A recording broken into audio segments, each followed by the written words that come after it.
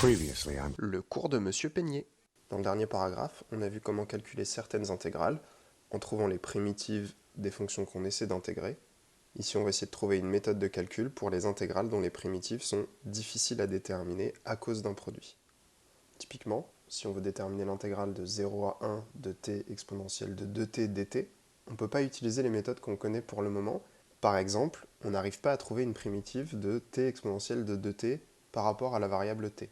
On est capable de trouver des primitives séparément de la fonction qui a t associe t et de la fonction qui a t associe exponentielle de 2t, mais malheureusement, une primitive de u'v' n'est pas uv.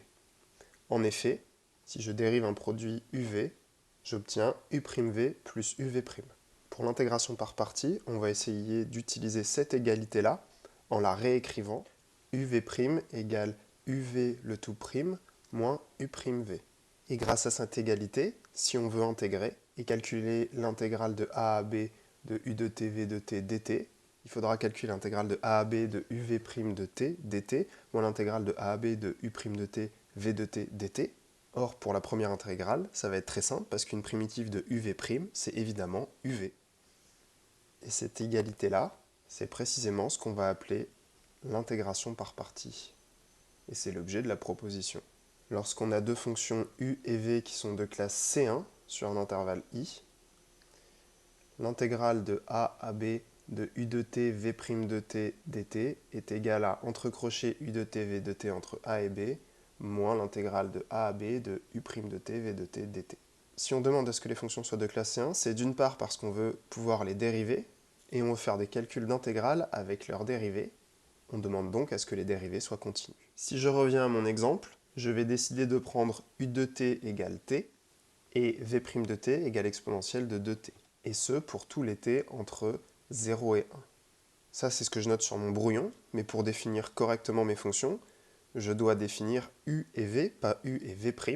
Il me faut donc trouver une fonction v, telle que v' de t serait égale à exponentielle de 2t pour tout t entre 0 et 1. On pose donc, pour tout t entre 0 et 1, u de t égale t et v de t égale 1/2 de exponentielle de 2t. Je justifie que ces deux fonctions sont bien de classe C1, la première est polynomiale. Pour la seconde, il faudrait donner un argument de composition, ou alors réécrire de façon maligne v de t pour voir apparaître des produits d'expression de classe C1. Dans la proposition, on a besoin des dérivées de nos fonctions, qu'on calcule ici. Pour tout t appartenant à 0,1, u' de t est donc 1, et v' de t égale exponentielle de 2t. J'ai posé v exactement pour avoir cette égalité-là. J'applique maintenant la formule. Le crochet ne posera jamais de problème à calculer.